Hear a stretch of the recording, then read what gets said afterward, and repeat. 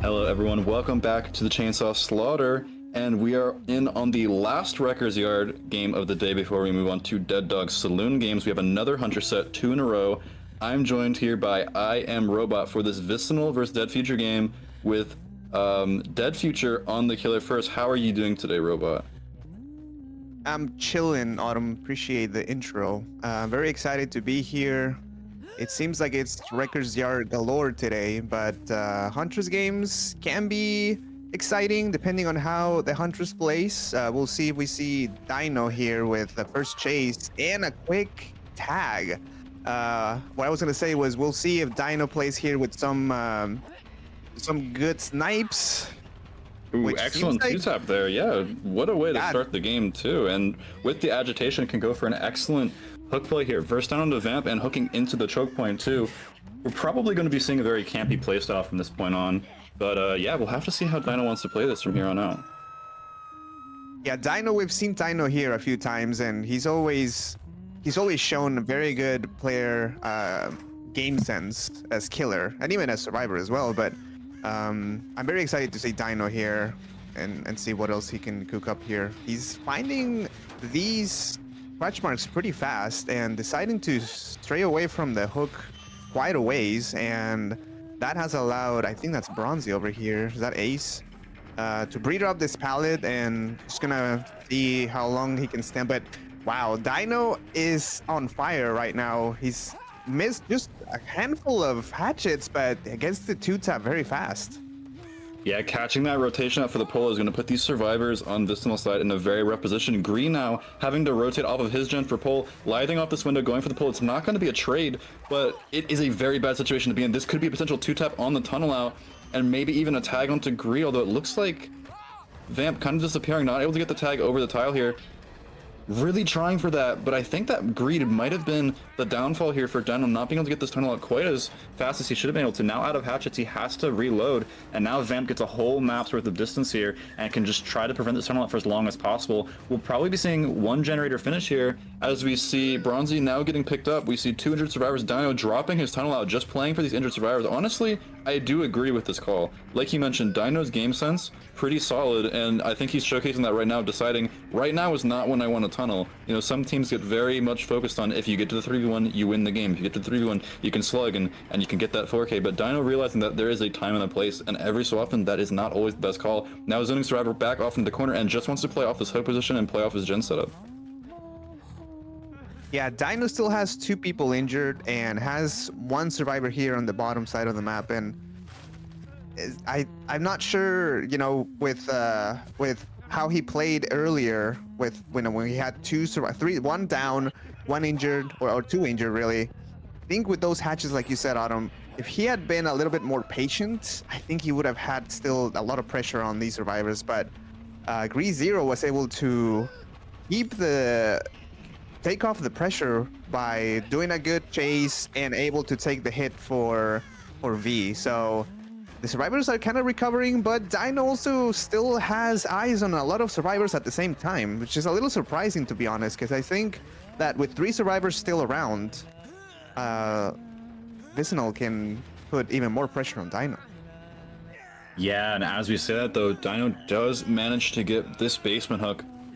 It's also worth mentioning that Shack Gen was one of the first gens that had progress, and now it's been completely regressed. So they did lose a bit of their pressure from that, but by now they've also rotated to other generators. So only a little bit of progress lost in that outcome. Dino now playing for another tag onto Slash here, not able to get the tag. Instead, it's just going to kick the gen for Eruption. And now he's in a position where he can basically camp this hook, although they go for the very fast unhook onto Gree. Versus a Huntress who's not very far from the basement could lead to a double down here. We see the first down coming through the body block, still onto Gree. Gree making it through the window. Dino playing for the hatchet, but Endurance Stat Effect would have still been up, so Gree would have been fine. And they're now playing for Slasher, just trying to spread pressure onto the survivors. Once again, deciding not to tunnel and just play for more pressure. Not able to get the tag as Slasher's just waiting around the corner. And now Dino can just go for another basement hook, although with the death on the pallet, Gree sticking around for the pallet save while injured and being a new tunnel target. Very risky play. I don't know if it'll pay off. Is Gree going to be able to make much distance? Vaults the window, uses that distance to make it back around to this tile, but I don't know if he's going to be able to hold the chase for much longer. Dino just needs to secure this down out of hatches, but it looks like he's going to manage to secure this down onto Gree. That's going to be a second generator finish. We know a third generator has high progress, but Gree is still pain res, so Dino is still in a pretty okay position. Yeah, Gree actually had a really good chase again. So that's 2 chases in a row where Gree kind of takes off the pressure for Vicinal, because now we have another pickup.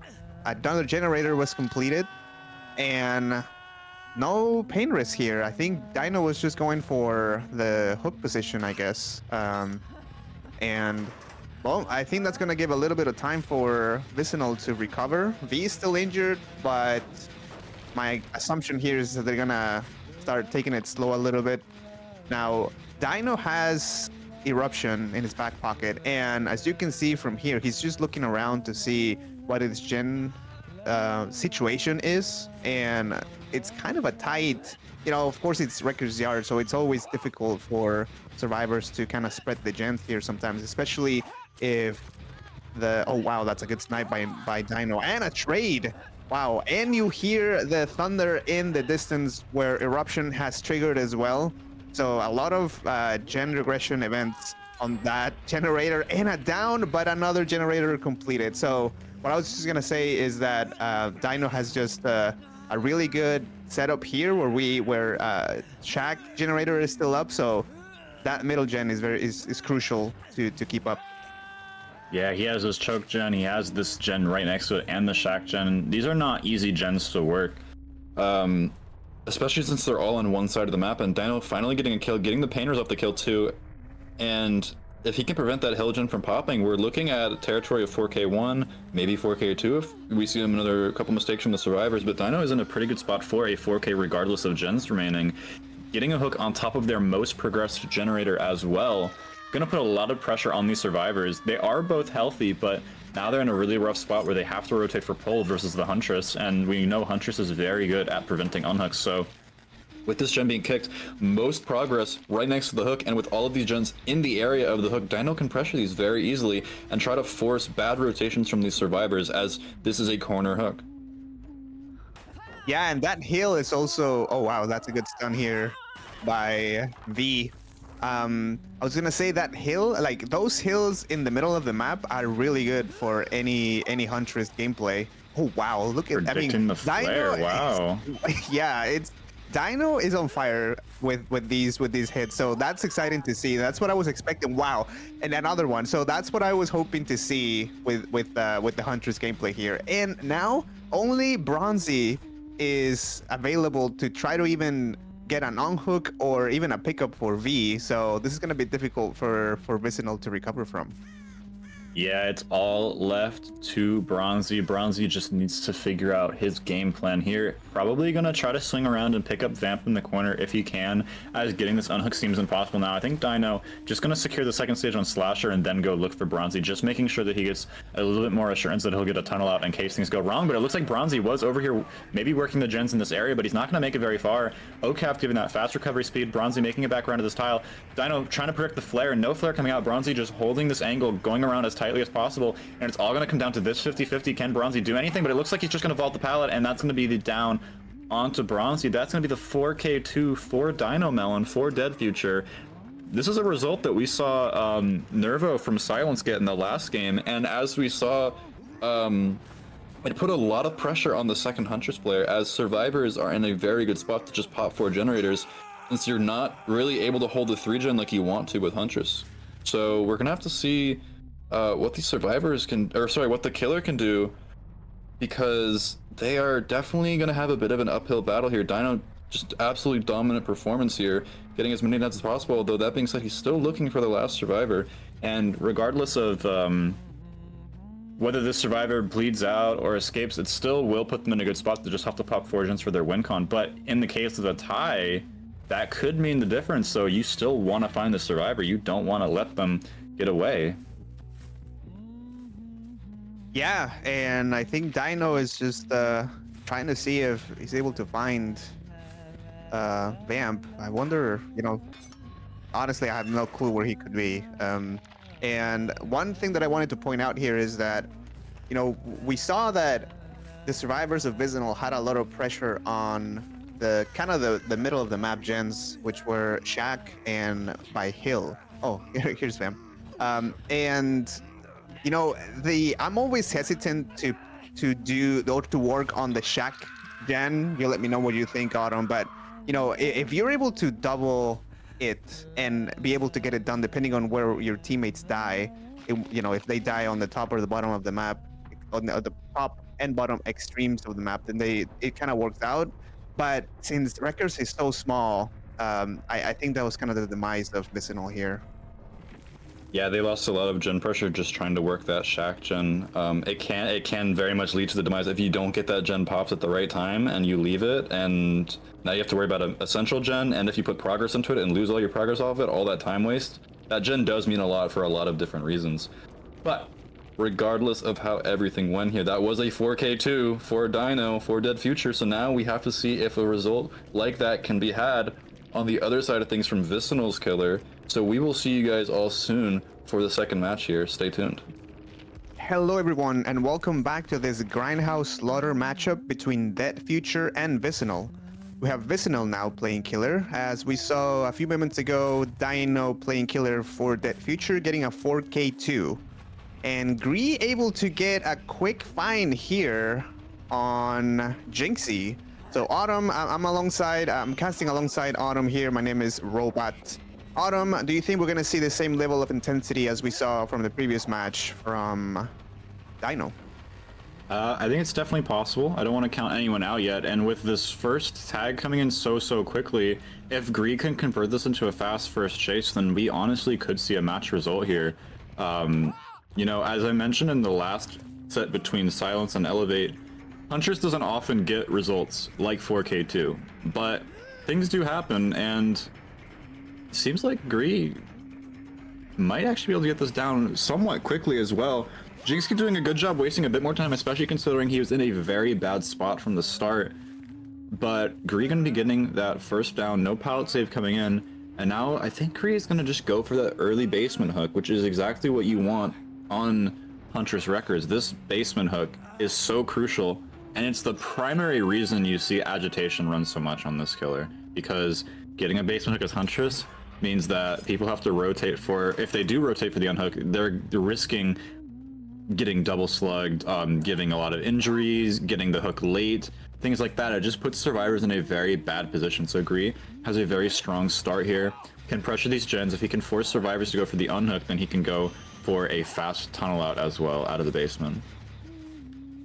Yeah, and we see some scratch marks here around Shack, so I wonder if the survivors are going to go for it. It seems like they're not, unless they started walking or something, but Gree's in a good spot. We see the hill here, the famous hill on this side as well, but I don't think it's as good as Dino had it last time, because the hill was to the left of Shack, if we look at it from the bottom part, and he had more visibility, I would say, from the generators.